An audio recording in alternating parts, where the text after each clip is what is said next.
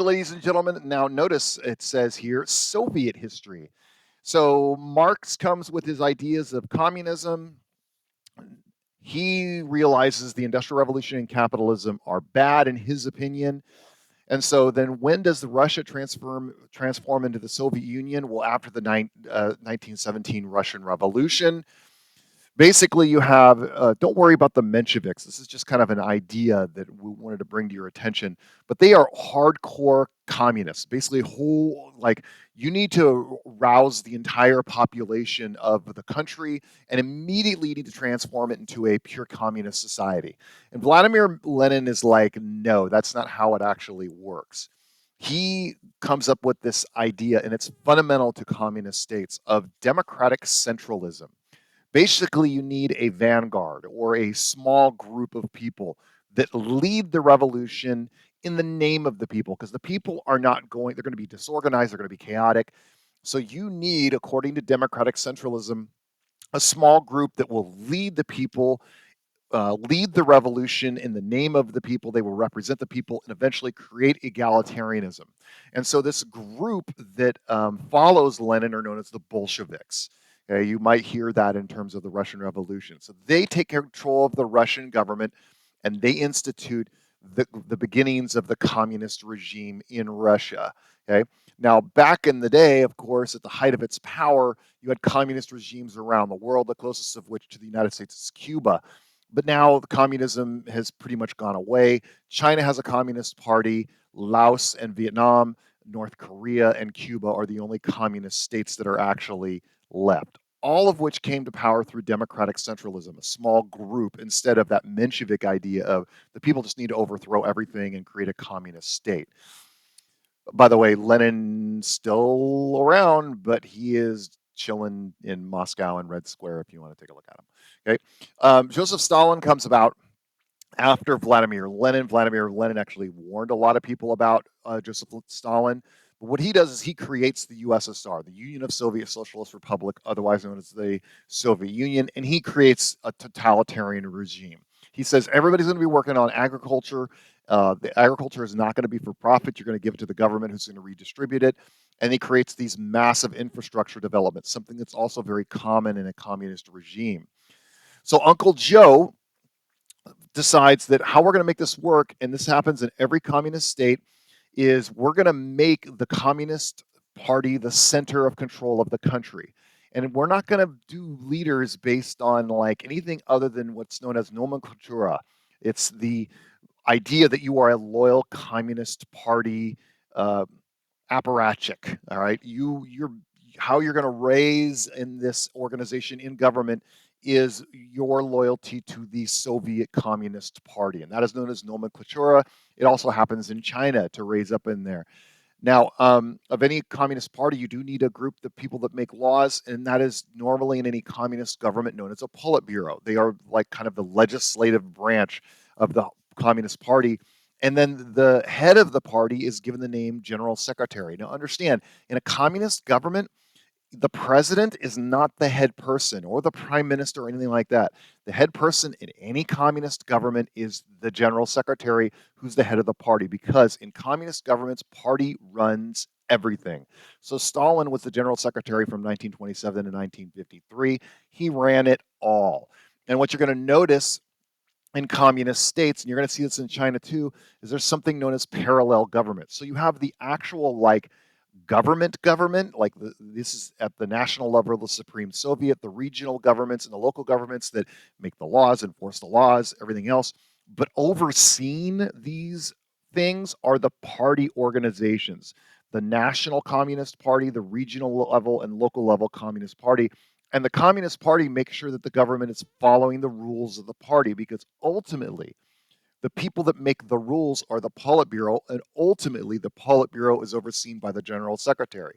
So in communist states, sure, you have government organizations like anything else, but ultimately those government organizations are seen at a parallel level by the party organizations that are making sure they follow the routine. And this is how it was for many decades in the Soviet Union. And Stalinism was basically this idea that, okay, there's no private land, everybody's going to be in collective agriculture or in industry. Communist states are notorious for having what are called 5-year plans. This is where the Politburo meets and they create economic plans for the next course over 5 years. They still exist in communist states, including China. So whenever you hear a 5-year plan, that is basically a communist party centralized planning that's going to see forward into the future, and they try to meet those goals. Um, where does the Soviet Union start to fall? Well, when a guy named Mikhail Gorbachev, a president, takes power, and he's more educated and kind of westernized than previous Soviet leaders, and he creates 3 sets of reforms: glasnost, perestroika, and democratization.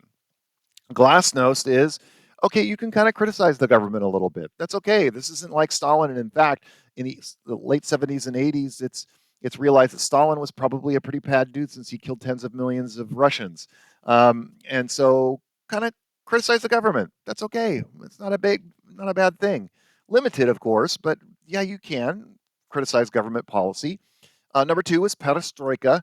We're going to lease some farmland so you can collect some profit, have a little privatization. We're going to start hammering on government factories that don't actually act efficiently. We're going to let prices float a little bit. We're going to bring in a very little bit of privatization, and we're going to start taking in a couple of foreign companies. So things like McDonald's start to show up in Russia. Um, you start to see American cigarettes show up, and some American clothes show up in Russia in the 80s. And of course, democratization is the beginnings of limited local government democracies. Now, Gorbachev in the United States was almost seen up to kind of a hero celebrity status. He'd be all over the place. He actually had a house in California down here in Mill Valley in the Bay Area. Here's Gorbachev at Reagan's funeral, Ronald Reagan's funeral. So he was seen as a hero here. In Russia, he was seen as somebody that broke apart the system, that literally took the country, and you went from a Soviet economy that was collectivized and communist and flipped it on its head almost overnight. So communism actually started to decay in the 1950s, rising up in Hungary. In Poland, you had the Solidarity movement against the communist regime there. And of course, Romania in 1989, in the beginning of the fall of the wall in Berlin in East Germany in November 9th, 1989. The Berlin Wall falls, and basically that's the beginning of the end of the Soviet Union. Republics start to break away. So Armenia, Georgia, Estonia, Latvia, Lithuania. Here's Ukraine, 1991. They break away from the Soviet Union and become their own country. Right? There is one last attempt for the Soviet generals to stay in charge. It's in August of 1991. They put Mikhail Gorbachev under house arrest. Heads of the KGB, the vice president, military advisors, try to overthrow Gorbachev's regime. There's a public uprising, especially in Moscow. Um, and the military decided, I'm not going to shoot Russian civilians. We're actually going to protect them. The protests were led by this man, Boris Yeltsin, who eventually, of course, will become the next president or the first president of the Russian Federation. The Soviet officially ends on Christmas of 1991. It dissolves, and in 1991, actually 1992, you can call it, you have the beginnings of the Russian Federation. Okay, and Boris Yeltsin is the first president of the Russian Federation, and overnight he just flips the country from a Soviet socialist communist system to a Western style democracy. Like overnight, like boom, we're free markets, baby, let's go. And this is known as shock therapy. It's the idea that you have an immediate turn from a socialist economy to a market economy. And this creates a couple of problems. Number one, the Russian legislature, the new Russian legislature and the constitution is called the Duma, and conflict immediately erupts, and a borderline civil war type of conflict. Because if you notice here's 1990, or the end of the Soviet Union right here, 92, and life expectancy goes down because Russians were so used to having a basic, I mean, it wasn't great to start with, but they had a basic socialized system, even though it was bad. Now it's just the wild, wild west out there. You basically go, good luck. You're on your own. And so wealthy companies, rich companies came in. A lot of them invested in Russia, and that shock therapy was like a capitalist dream. The problem is it wasn't really capitalist. It brought about what are known as oligarchs. And what oligarchs were is you had people that were Soviet generals and lieutenants and admirals that were already in charge of the government overseeing like oil companies and steel mills and all that. Well, because they just happened to be overseeing those companies, when market when shock therapy happened, they instantly became basically the CEOs of these huge gas and oil and steel companies and mining companies. And overnight, they went from being just like Soviet generals to insanely rich oligarchs. And no one was going to stop them because the government was just, it was chaos as it was. So throughout the 1990s, these super wealthy, rich oligarchs who literally fell into their job, they influenced a massive amount of Russian policy. So it wasn't like Boris Yeltsin that was actually running Russia. It was these huge oligarchs that controlled all the natural resource wealth of the country.